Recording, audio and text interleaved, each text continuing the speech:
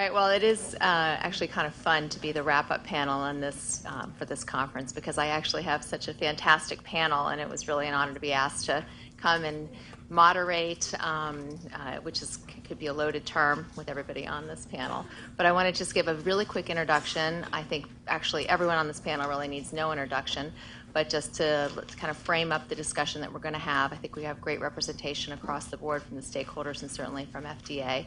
But starting at the very end with Dr. Paul Radensky, my former partner from McDermott, who has unbelievable expertise, not just on the regulatory side, but also on the reimbursement side. So I think his perspective is going to be incredibly valuable to this panel. And then Alan Mertz, who is the president of ACLA, representing the clinical laboratory community, also someone who's worked together with this group for a very long time trying to discuss and figure out these issues.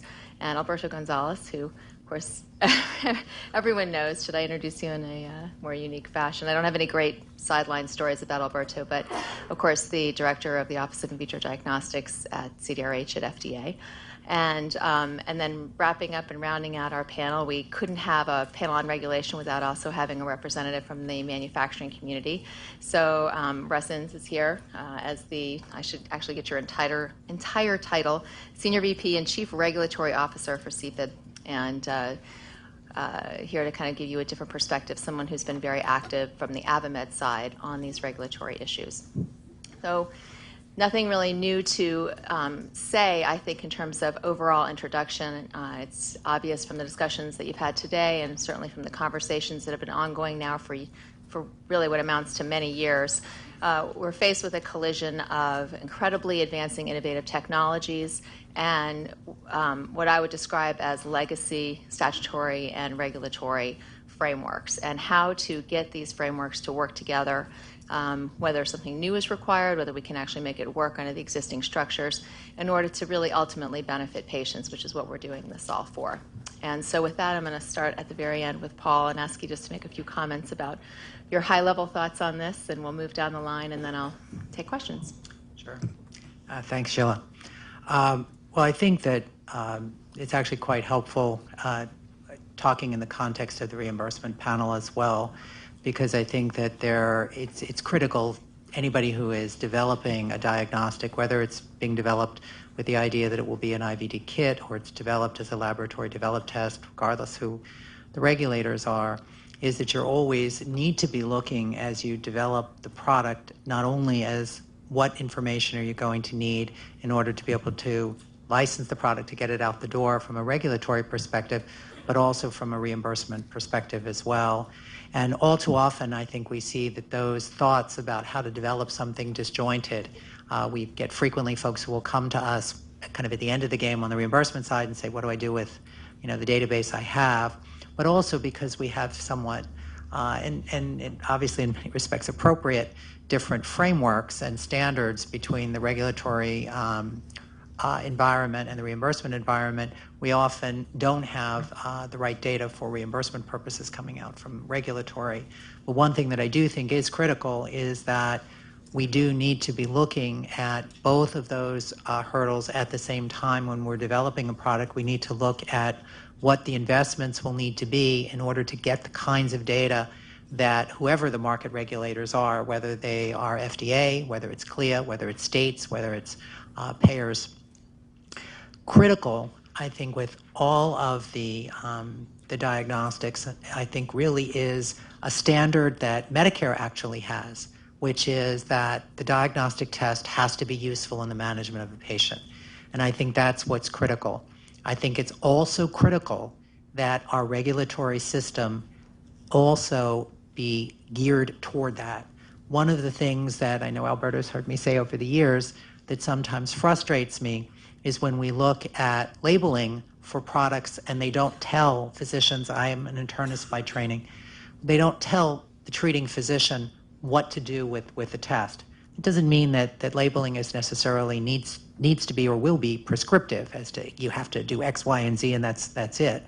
But I think it does need to inform physicians, the treating physicians, about what you can do with the information provided by the test, with the thought that it will ultimately do something in the management of the patient.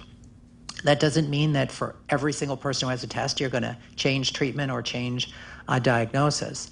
But it does mean that as a doc, I have to have some idea that the test is going to do something, or else why am I ordering it? And I think that's part of what we need to be looking for in a regulatory system, is to have a system that reflects that in labeling and that has realistic and appropriate designs in order to get there. And one of the things that's difficult is as you get multiple markers, as you get more complex methodologies, we have inherently greater uncertainty in the system, because it isn't just a question of, analytically, can I prove that I can show I measured analyte X, but I'm measuring tens, hundreds, thousands of analytes, and I'm putting them all together in some way that is trying to give some information to a treating physician. And there's a lot of inherent uncertainty in that. And I think that's why many of us who've looked at this have looked and said, really, when we're dealing with these kinds of diagnostics, regardless of the framework, and I don't want to get into the hassle of kind of what's the best regulatory framework and who's the best decision maker, but I think regardless, we have to have tools that will look at what are realistic data burdens that can provide information to docs so that they can use the test in the management of the patient. That's what we need, I think, from a regulatory perspective, and that's also what will then inform reimbursement decisions. Thanks, Paul. Alan? Thank you for having me again. I'm Alan Mertz with American Clinical Lab Association, and we do represent the laboratories. And I thought my contribution to this might be talking a little bit, because we're talking about regulation. For those of you, the real issue you're going to be hearing about a lot in the next few years is this distinction between tests that are developed within the laboratory, genetic tests, molecular tests called laboratory developed tests, and then the ones that are developed by the manufacturers as kits. And I thought we'd give just a little bit of perspective of this, and then I'll end with the regulatory paradigm and what we see as the best way to go, really to continue the innovation that we have going. First of all, what are laboratory developed tests? I think it's important. I know there are a lot of patient groups here and advocacy groups. Most of the genetic tests and molecular tests, there are thousands of genetic tests. We estimate about 80% of the new tests are actually developed in the laboratory. They are not developed by a kit manufacturer. What are these tests? I think you know. They select the specific medications for breast cancer, HIV, cardiovascular, colon, and more cancers. They predict the risk of disease way before symptoms occur. This is the great promise for the cancers such as pancreatic cancer and lung cancer, and the cancers that once you discover them, they're usually metastasized. There are tests to diagnose the disease more precisely. We know now there are 89 different types of leukemia instead of 3 that we thought there were 60 years ago. And we can now get the right medications. Managing the disease for breast cancer, cancer, rare diseases. Most of the new rare disease tests are laboratory developed tests, and I'll get back to that. And then finally, by volume, you probably don't realize this, the most tests, by volume, most genetic tests are actually infectious disease tests. Sexually transmitted disease, HPV, all these tests for infectious disease, very high volume of those tests. So most of the innovation going on is actually are tests created in the laboratory. Point number 2. There is this discussion about that it's on level playing field between the kits going through FDA, the LDTs that don't, as if they're competing with each other. A few of them do, particularly in the companion diagnostics with drugs. And at the other end of the spectrum, where there's a very high volume of tests like HPV, where they're going to be able to run millions of these tests and get reimbursed for them. But probably 80 or 90% of the genetic tests that are developed today are developed in laboratories. They would never have been a kit. They will never be a kit because, number one, there will never be enough of a volume of those tests or high enough reimbursement so that they would ever be viable to go through an FDA process. I'll give you an example. Most genetic tests are in the hundreds of dollars. At PMA, I just heard one going through a PMA right now, a kit, it's a $25 million clinical trial. Now that's probably a little on the high side. They'll only, most of these tests, they'll only run a few thousands of them. I have labs that only run a few hundred of them, and they're reimbursed for a few $100s. How do you go through a $20 million test, clinical trial on a test that you're only going to be reimbursed a few $100,000? Okay, and these will never be developed by kit manufacturers. So we have to be extremely careful about what we proceed here. And I've worked with FDA and Dr. Gutierrez, and I know they don't intend to regulate all of them through a PMA.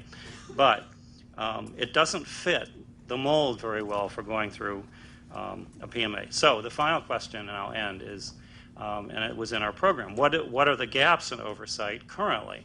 All right, the gap is, and my friends with the device industry say they want us to be under FDA, but they forget that we're already under CLIA. We're not asking anybody else to be regulated twice. We're already regulated by CLIA, but there is a gap. And CLIA regulates the laboratory. It's not clear that it regulates the clinical validity of the test itself. So that is the gap. But what we're suggesting as an industry is, instead of duplicating the entire process over again with CLIA, where it doesn't really fit in FDA, why don't we update CLIA, which has been around for 30 years, and actually require clinical validity, require the test to be approved. Don't yank them off the market, but they would go through an approval process, and that way, and it could be done. By the way, CLIA is funded entirely by 100% by its own user fee. No government money. Only 20% of FDA approval is funded by the user fee. So there actually is the money there to do it. So let me stop there. Used enough of my time, and I'll pass on. Thank you, Alan. I really appreciate it. And Dr. Gutierrez, I'm sure, has very interesting comments to make about the first two presenters. So I'll try to keep it short. I was asked to be both provocative and at the same time come up with a peaceful way to move forward that would not be utopia. That's a difficult thing to do. I thought that just stating the FDA's current stance is provocative enough with the panel, but I could probably be. This was a can that was kicked, or a hornet's nest that was kicked by Dr. Gadman 20 years ago when he authored a guidance on RUO, and everybody decided that the FDA decided to regulate laboratory-developed tests. We have tried many things since then. We passed the ASR rule to try to regulate the components and try to give some measure of support to the laboratories there. We have actually even tried to section off those laboratory developed tests that we thought were the most prone to be problematic, such things as IVD MIAs. We have then decided that we would put forth a framework by which we could suggest that our laboratory developed tests were regulated, and so we have tried a few things. Perhaps not, it would be provocative if I say that the FDA decided not to do anything, but we're not there yet. I think we will still try to figure out how to move forward here. We think that there are lots of the regulatory gaps that have been identified not only by the FDA but by a task panel from the NIH, by the IOM, by 2 secretary advisory committees, on and on. I think the conversation has changed somewhat because I believe now there is at least some recognition that perhaps something needs to be done.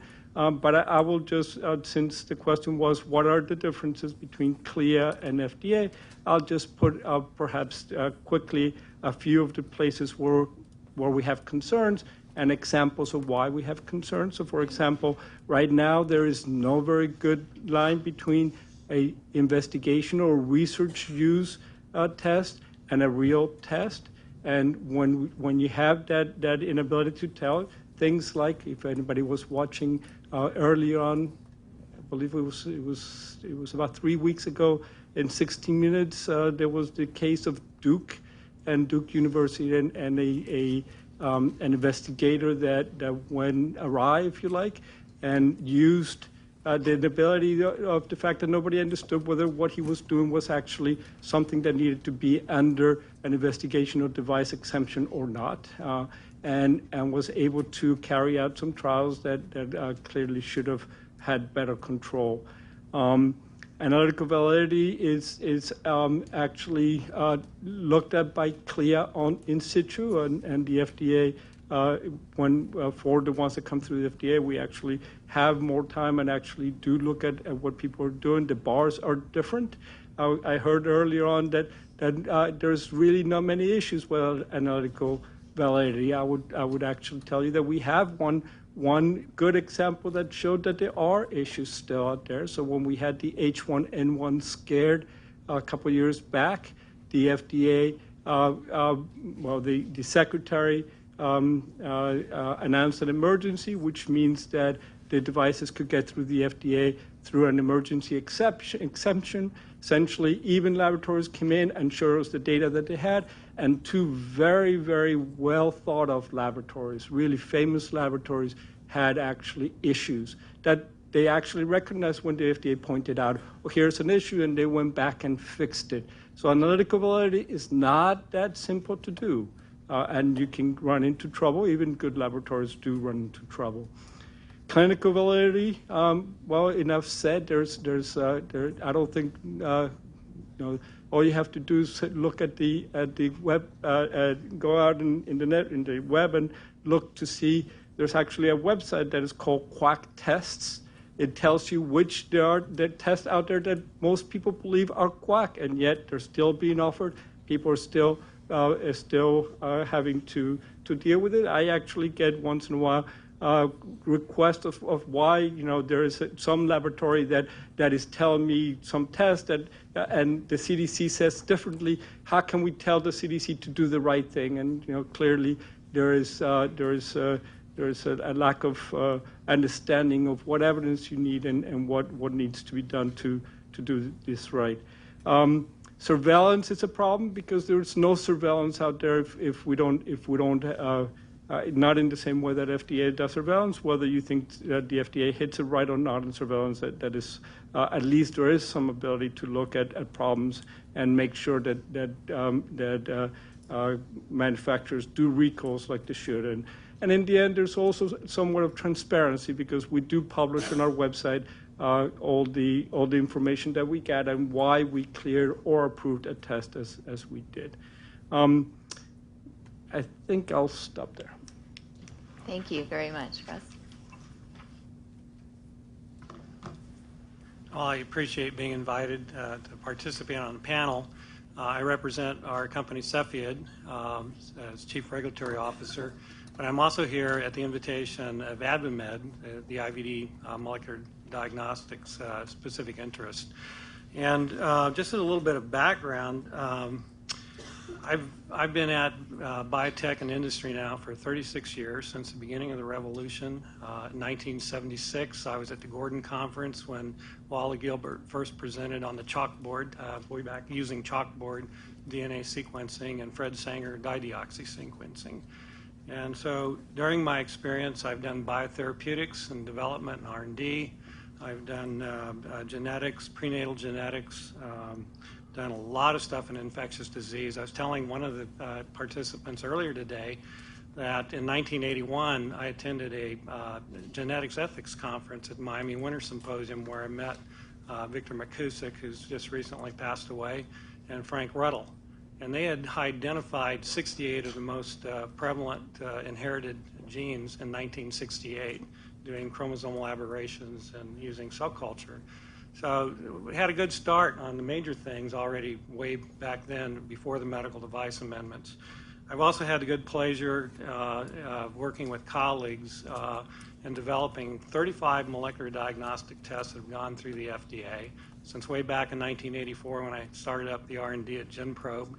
And we did the first 10 molecular diagnostic tests in 2.5 years through the FDA. The first one went through for Legionnaire's disease in 90 days.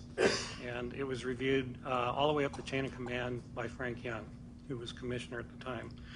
So things have worked. So basically the opinions and comments that I'm going to make today are really the same comments that I made at the first Saget meeting in public testimony in 1998.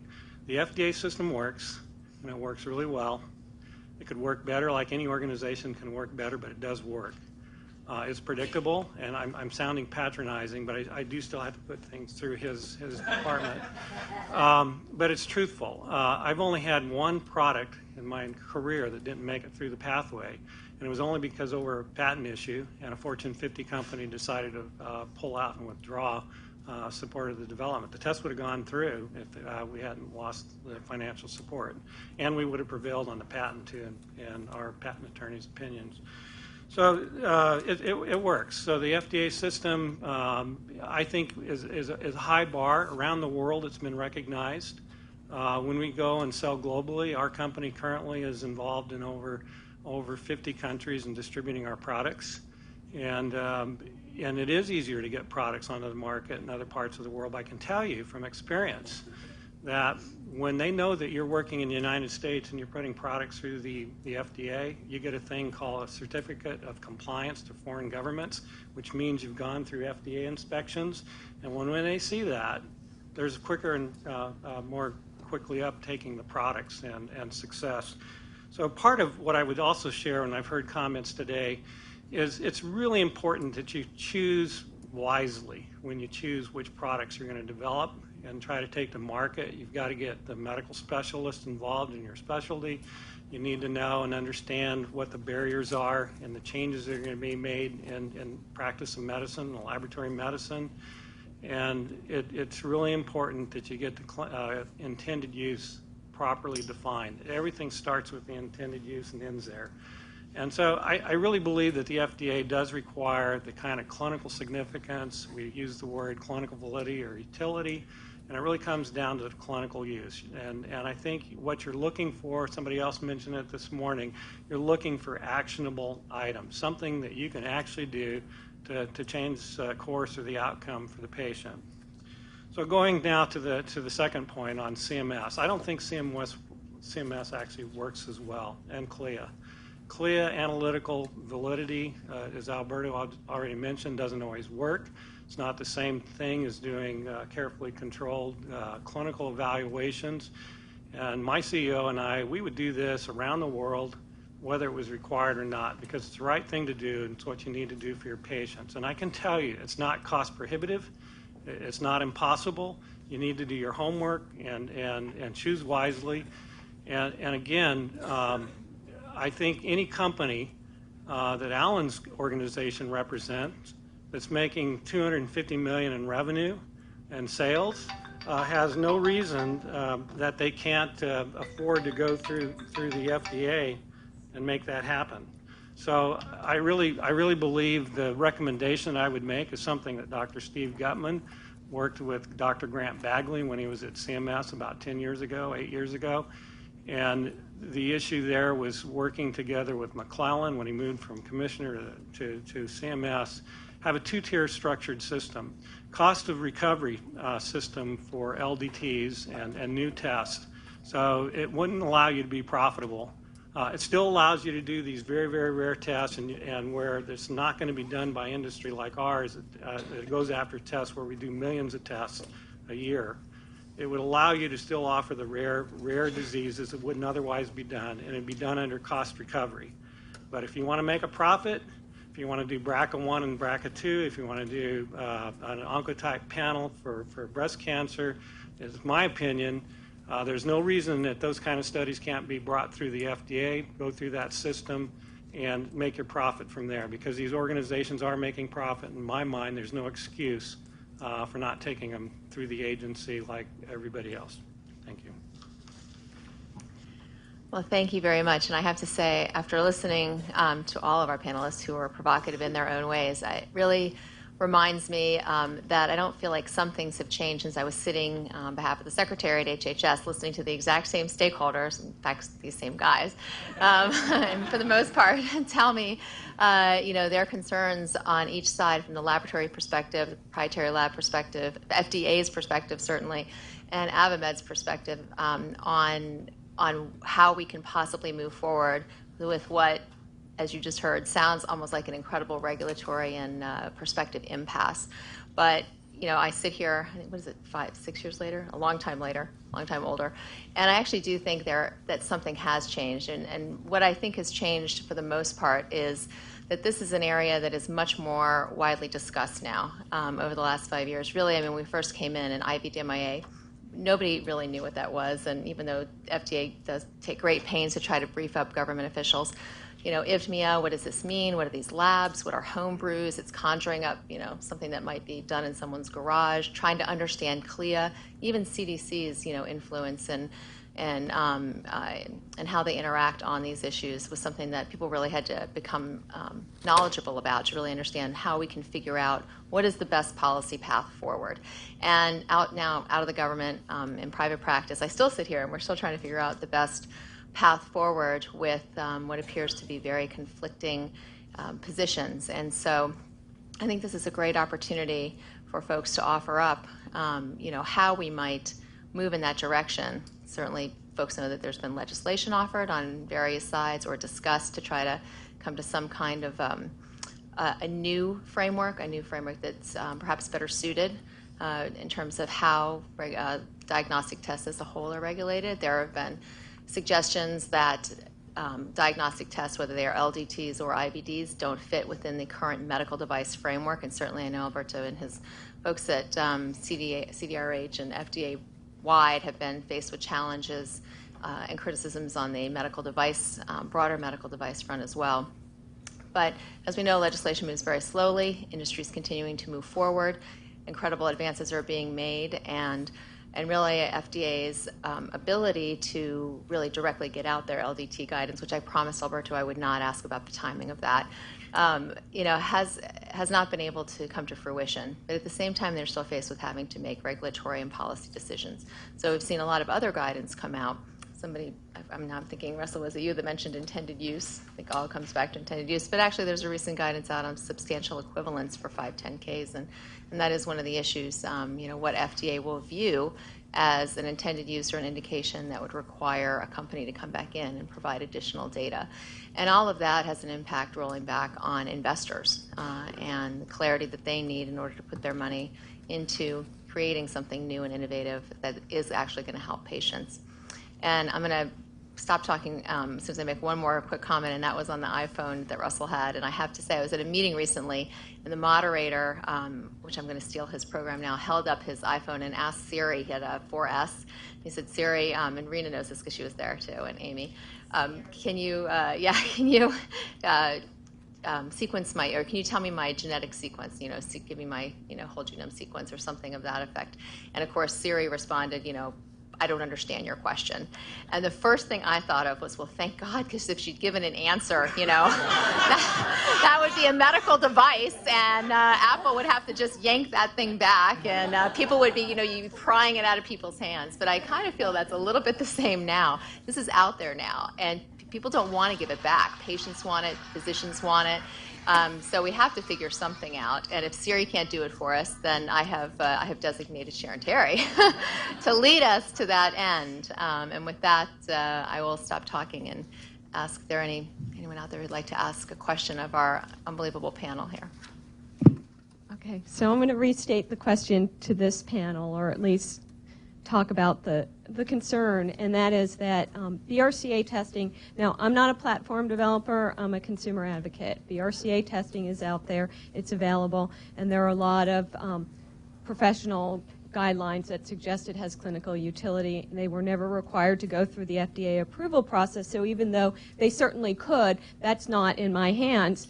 And at this point, because there's a patent on the gene, it's not like another company could develop it and go through the FDA process. And so in the meantime, it seems to be impacting research as far as development of targeted therapy for this community that's already been identified by BRCA testing. So I think there's a gap there, and I don't know the answer, but I'm frustrated as I watch pharmaceutical companies try and run clinical trials through a larger community rather than doing it on the population defined by this test that they can't use as a way to identify a targeted population. So I mean, what's a patient advocate to do, and what are consumers to do about that? Alan, you want to start? Well, I just commented because I'm not sure I understood the question, but I'm not sure that's exactly true that they can't use the information. I know we have folks from Myriad here, and ACLA actually does not take a position on the patenting issue, but I don't think that's quite accurate. That while they have the patent, I think that information could be used for the purposes you're talking about, from my understanding. But you may know, someone else here may know better than I do. Well, I don't know if there's anyone from the drug side, but certainly I think if you're talking, FDA approval and looking at companion diagnostics, I think FDA has been open to, the development regardless of platform. But I don't think there's anything preventing a drug company from, using any kind of tests that they reach out to and can order the test for their clinical trial. So maybe I don't understand the exact question either, and I don't want to get into the patents. I'll have to delegate that to an IP person. No, but outside of the patent, then I'm trying to explain it maybe a little better, and maybe we misunderstood when we met with the FDA, but it seemed pretty clear.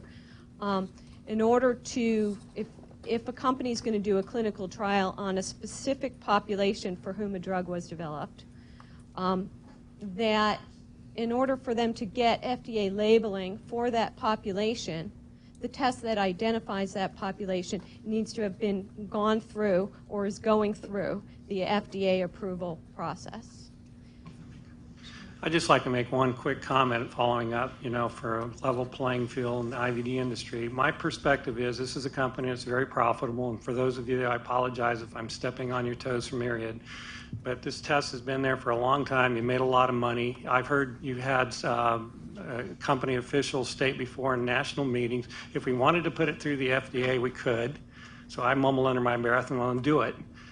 You're benefactors of the FDA's enforcement discretion. They've chosen not to go after you. I'm just going to give a quick follow-up and disclosure that I represent a broad group of clients, and everyone, I think most people in here are aware of that. But I would say, I think from a policy perspective, I do think we should avoid sort of the profit, nonprofit approach, because I think from a patient perspective, and Sharon and I have had these conversations, when you're sitting in the patient's seat, you want to have a reliable test that your physician knows how to use the information. I think that, whether it's offered by a nonprofit organization, a for-profit company, an academic medical center, whatever the case may be, I think is, from a regulatory perspective, not the right area of focus. I think you have to have a level playing field of regulation in that regard. And then secondly, I do think that, with respect to clinical trials, certainly the company, you can order tests in terms of the trials, and I don't think we have any CDER people here to specifically talk about that. I know, Alberto, you could talk about companion diagnostics, but I think there's been a great deal of flexibility, from what I understand, in terms of the agency and its willingness to do this for novel therapeutics. Alan, did you look like you're ready to make another comment? Well, yeah, and it's not about profit, but I did want to comment on this idea that genomic health, I don't know how big they are, if they're $250 million, but I think from the patient perspective, the real question is, this company has changed the course of the way that we treat breast cancer. And it used to be almost all women got chemotherapy. We only knew that a few % of them actually benefited by it. We didn't know which ones. Now we know which ones. And you'll notice so many women, they're getting hormonal therapy now, they're getting the right treatment fast. And the whole development, I saw Pat Terrier as one of the co-founders of Genomic Health. The question is, would that test have been developed if it had to go through a PMA clinical trial? Would they have had the venture capital to do it? It's a big company now. But when I started 8 years ago, it was a very tiny little company that was surviving. It had no revenue. It was surviving on venture capital. And I don't think that test ever would have been developed had it had to go through the FDA. So for you patients, this is very important. The same thing with the HIV genotyping. Back in around 2000, it was the laboratory-developed test that worked. If we'd waited for the FDA-approved test 4 years later and thousands of deaths later, a lot of people would have died if that test hadn't been out there. So I'm sorry to be so blunt, but these policy decisions actually are life or death. I just like to refute that, Alan, because I worked during the 90s with Dennis Slayman, who discovered HER2/neu. I worked with Ken Osborne and Mark Lippman, who worked very aggressively on ER and PR earlier than that. A lot of what's on that panel is, I know what's on that panel, and I met with the co-founders of that organization, not with Pat, but with the other people. And I suggested to them in 2002 that if they wanted to take it through like I did the first molecular diagnostic for HER2/neu that indicated the use for Herceptin, it could be done. And again, it wasn't a price tag back in those days that would bankrupt a company. That period in time, that could have been done for $2 to $3 million investment. I think, and I'm speaking, I think probably everybody knows that we're outside counsel to Genomic Health, although I think the question originally arose in the context of Myriad, who also is a member of organization I represent, as well as with ACLA. But I think that, setting aside the specific companies, because I don't think it'll be productive for us to go there, I think there are a couple of questions. One is I think the policy question that was being raised. Certainly one can have access to a diagnostic test. It's commercially available, and potentially with licensing there may be an ability to get an agreement to use it in the context of a clinical trial. I think the real question is, if that test is not going to be cleared or approved by the FDA, can it be in the drug labeling? We certainly have many examples where that has occurred. We also have recent examples where we do have a one-to-one match between the therapeutic and the diagnostic. But it's not a simple question. If you're developing, say, a diagnostic now for something that is involved with 5-FU, which is an ancient drug that has no patent reason why anybody's going to develop it, it's not easy to think about getting that on the drug label. So there are complicated questions about where you can have access and how you can use those tests that I think are broader than just the question of, is Lab X going to make its test available, or how it makes it available in the context of a drug label. Second, I think in terms of whether or not one makes a decision to take a test through the FDA, if you are a publicly traded company and you know that the claims that you are making that are relevant to physicians that they can use are ones that may be nearly impossible to get through the FDA, then you have a question to your board. You're out there. The current environment allows enforcement discretion. It's being marketed. The real question I think that's important for physicians and patients is, have you done the work and do you have the data? Not necessarily do you have a piece of paper. That's not to negate the importance of FDA by any means, but I think it is critically important to look at the kinds of labeling claims you can get and what the investments are.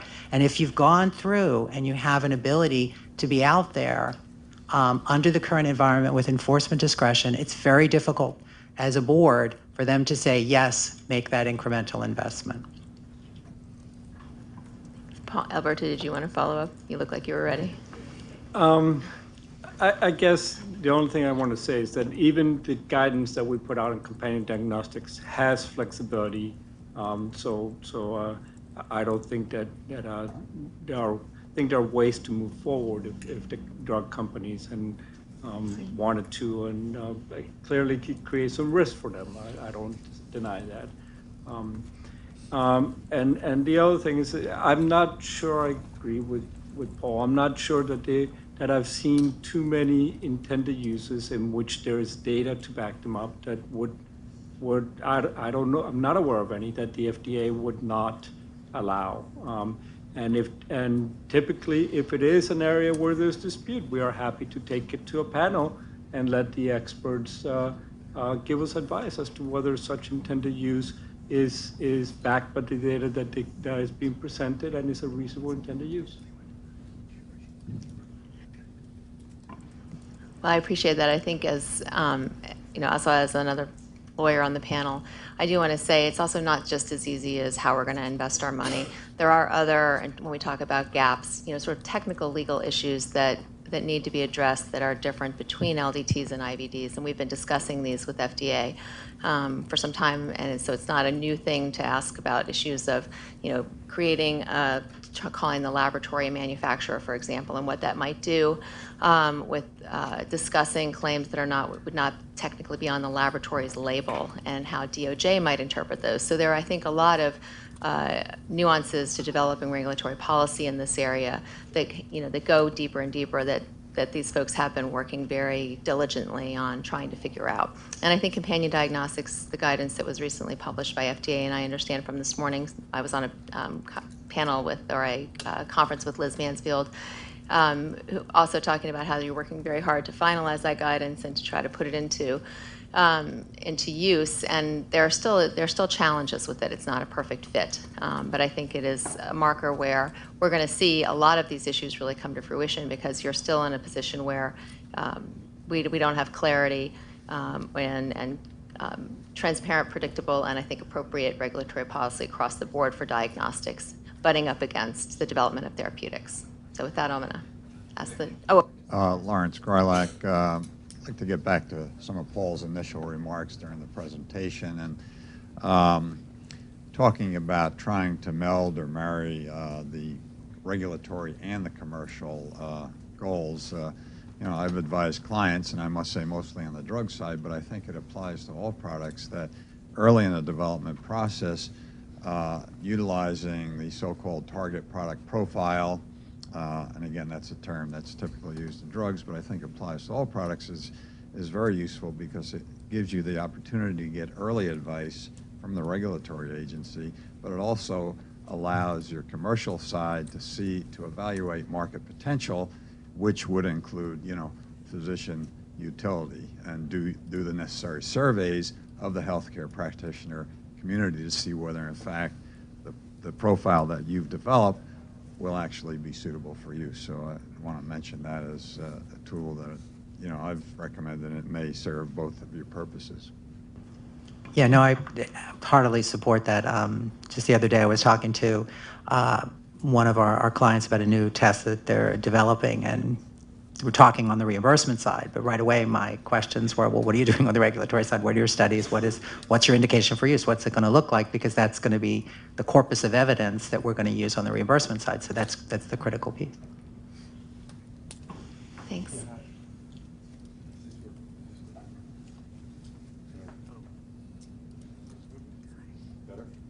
I'll speak loud. It's really kind of a question that relates to the speed with which technology is moving right now. And I guess, thank you. I guess, you know, if you're a company or a laboratory and trying to make a decision about an assay that you've developed and putting it on a specific technology platform, you could lock everything in, and then, you know, in a couple of months, begin your clinical trial. In a couple of months, a better platform may be out. Certainly, a cheaper platform will be out. And I wonder if you could sort of think about that situation in terms of how someone could approach that and not sort of put themselves at even a quality or a competitive disadvantage in terms of cost and ease and all of that by the rapidity with which platforms are changing and decisions that have to be made quite early.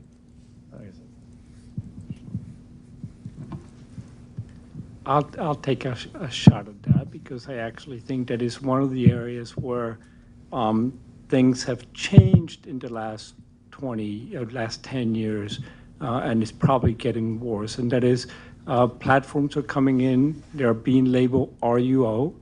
The laboratories that are developing the assays then have to essentially take on the responsibility of everything that has to do with that platform. A new one comes in, they have to revalidate everything. They have no way of knowing where they need to start from. So if those platforms were actually FDA cleared, as they should be, then the responsibility lies on the manufacturer, who actually has to be able to meet the claims they're making, to be able to track problems, to be able to solve problems, and to be able to essentially give the laboratorians a device that they don't have to validate from ground zero, but they just have to verify that it works like the old one. That is one of the areas where I think things have gotten worse in the last 5 to 10 years. Just real quickly comment. I thought the question was good, and what he was describing is exactly what happened with HIV and the viral genetic variation testing they did. There was a kit that that was developed. I won't mention the company. It started going through FDA. It took, I think, a year or two to go through FDA. At the same time, and by the way, we're talking about these big companies that make a lot of money. I go out, I go to the Mayo Clinic, I go to Cleveland, I go to small academic hospital centers where they're doing these testing. That test, they quickly adapted, and they came up with this HIV genotyping test very quickly. And it ended up eventually became the gold standard. By the time the kit went through the process, the technology was so outdated that it didn't work. In fact, it was ended up recommended that the LDT. I've seen this over and over again. And we're talking about these big, rich companies. I go out to ARUP or to the Mayo Clinic where they're doing 150 to 200 new genetic LDTs a year with the volume as little as 10 or 20 tests they run a year for some little thing, or they've made a little adjustment. The thought of all those things going through the FDA, it will never work. It will never work. I think part of the problem is many of us, I would invite you to go out to some of the hospital centers in the country and see what they're doing in developing diagnostic testing, because it has no relation to what we're talking about here today. So I actually agree, Alan. Surprisingly, I actually agree. I agree with you on these very rare tests. And so I know Patrick's ears are probably burning from my comment earlier about genomic health, but what you guys did for your children, that's not a large volume test. It's not going to be real profitable. And as an industry, we probably wouldn't go after it. And same thing with those at Mayo Clinic, Cleveland Clinic, and you're doing that. We don't want to deny. When I ask for a level playing field, I don't want to deny those opportunities for people that wouldn't otherwise be covered. I'm just asking that when you're doing tens of thousands of tests a month or 1 million tests a year, I think it needs to go through the FDA and go through that stringency. Platforms changes, yeah, you've got to really, really work hard with your patent team, your developers, your design team, if you want to have a platform that lasts. The first test that I put through the FDA for chlamydia, gonorrhea, 2 tests in 1, has been on the market for over 20 years. And in fact, my old company, GenProbe, I think they're going to finally take that first generation test off the market this year. So it's been on the market for almost 25 years. So if the platform's really designed well and you know what you're doing and you're doing a good job, it's not going to immediately, go off the boards. I actually have a quick follow-up, just question and suggestion about that. It's been your test has been on the market, the GenProbe test you just referenced, but I'm assuming everyone in this room knows, but when you have a test that's distributed, clear test, IVD, it goes to the lab to be performed. The laboratory can and sometimes needs to change the test for a variety of reasons. You could go from manual prep to automated prep. You could, a reagent supplier could go out of business. You need to change reagents, but that test then is a different test. It's then a laboratory developed test, and so. I don't know to the extent that a test that's been distributed to laboratories for a long, long period of time really is still being performed in the same way in the laboratory that it actually is. The instructions for use are on the actual FDA-approved kit. And then the second quick point I wanted to make, since I'm an interrupting moderator, is just back on the issue of whether, and how these things and some of the more innovative tests, regardless of how they're developed by IVD manufacturer or laboratory, can get through FDA. And I wanted to bring it back to next generation sequencing. And so, even in the news in the last couple of weeks, we've practically seen, an iPhone size, announcement of an iPhone size, but much smaller, sequencing product that is potentially going to be on the market in or being used at some period of time in the near future. And I know that at this point, FDA has been struggling with how to develop the tools to validate next generation sequencing and what it's going to use to evaluate that process. And I think that's an important thing that FDA is doing. It's moving slowly enough to understand and not try to create policy that limits that innovation and that incredible promise.